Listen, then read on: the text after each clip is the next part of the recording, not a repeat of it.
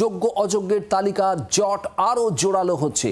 রাত পেরিয়ে আজ দিন এখনো পর্যন্ত একটানা চলছে ঘেরাও বিক্ষোভ আন্দোলন।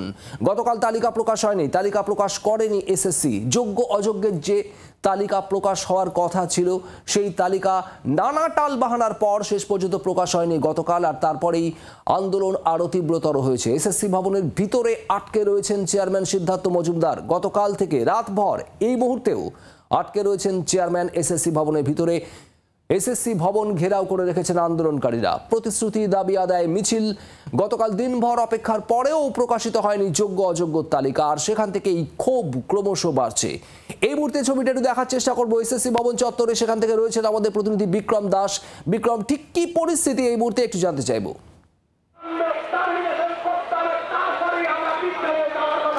সময় যত গড়াচ্ছে তত কিন্তু আন্দোলনের ঝাঁজ বাড়ছে। তার কারণ গতকাল আমরা দেখেছিলাম যে দুপুরে এই চাকরিহারা শিক্ষক শিক্ষিকারা তারা এসএসসি ভবনের সামনে এসে জমায়েত হয়েছিলেন।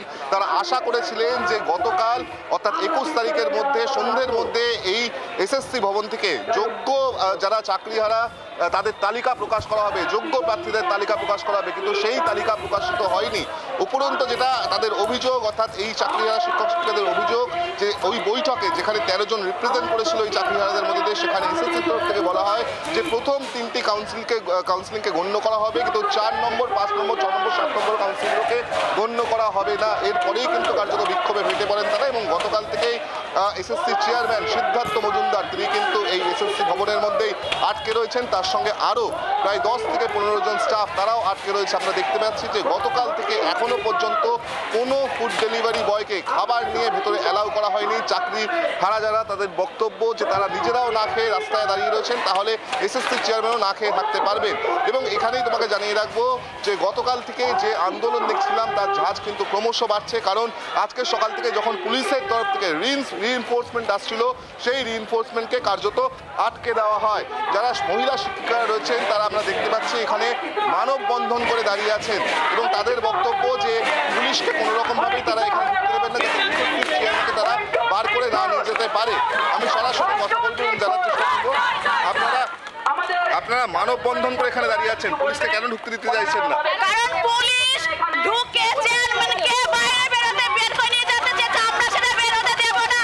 আমাদের দাবি যোগ্য অযোগ্যদের লিস্ট বের আজকে পাবলিশ করবে, সেটা আমরা নিয়ে যাবে এখান থেকে। আপনারা শিক্ষিকা সেই জায়গায় দাঁড়িয়ে আজকে রাস্তায় আপনারা গতকাল থেকে রয়েছেন, কতটা অসুবিধার মধ্যে পড়তে হচ্ছে? আমাদের প্রচন্ড অসুবিধা, বাথরুমের অসুবিধা, জলের অসুবিধা হচ্ছে, ওনারা কখনোই আমাদের সহায়তা করছেন না। আমরা এই রাজপথে থাকবো, আছি এবং ভবিষ্যতে থাকবো যতক্ষণ আমাদের লিস্ট পাবলিশ করবে। আপনারা বায়োটয়লেটের কথা বলছিলেন, কোনো কিছু প্রোভাইড করা হয়েছে প্রশাসন থেকে? না, আমাদের কোনো ব্যবস্থাই করা হয়নি। গতকাল থেকে এসএসসি চেয়ারম্যান সহ 15 জন ভিতরে আটকে রয়েছেন, যার মধ্যে 4 জন মহিলা রয়েছেন, তারাও কিছু না খেয়ে আপনারা আজকে সকালবেলাও খাবার অ্যালাউ করেননি।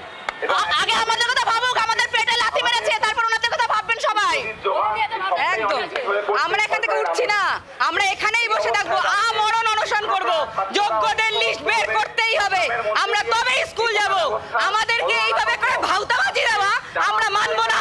বিশ্বাসঘাতকতার একটা লেভেল থাকে, এত মিথ্যে প্রতিশ্রুতি কোথায় রাখেন উনি? হ্যাঁ, আমরা এইভাবে করে পথে পথে ঘুরবো? যোগ্য অযোগ্য লিস্ট আজকে দিতেই হবে, যতক্ষণ দেবেন না এসএসসি চেয়ারম্যানের নিস্তার নেই নেই নেই। আপনাদের সঙ্গে কোনো রকম কোনো কমিউনিকেশন করা হয়েছে গভর্নমেন্টের তরফ থেকে বা প্রশাসন? না না, কোনো কমিউনিকেশন করা হয়নি। কি করে করবে, কোন মুখে করবে? ওরা তো লিস্ট দিতে চায় না, ওরা তো চোরেদের বাঁচাতে চায়। লিস্ট দিলে তো চোরেরা ধরা পড়ে যাবে, সাথে ওরা তো চোর, ওরা তো ধরা পড়ে যাবে। আমরা লিস্ট দেবো, হয় আমাদের মৃত্যু দেখ, না আমাদের লিস্ট দেখ। ইস্পান নয় উস্পান। দাবি যে গত 11 এপ্রিল যে বৈঠক হয়েছিল শিক্ষামন্ত্রীর সঙ্গে, যেখানে এসএসসি চেয়ারম্যান অর্থাৎ অচল অবস্থা জারি বিক্রম, এবং ক্ষোভ ক্রমশই বাড়ছে। আন্দোলনরত চাকরিহারারা তারা এখনো ঘেরাও করে রেখেছেন এসএসসি ভবন চত্বর। একটাই দাবি, যোগ্য অযোগ্যের একেবারে আলাদা তালিকা প্রকাশ করতে হবে এসএসসিকে। বাংলার আওয়াজ, বাঙালির আবেগ, জি 24 ঘন্টা।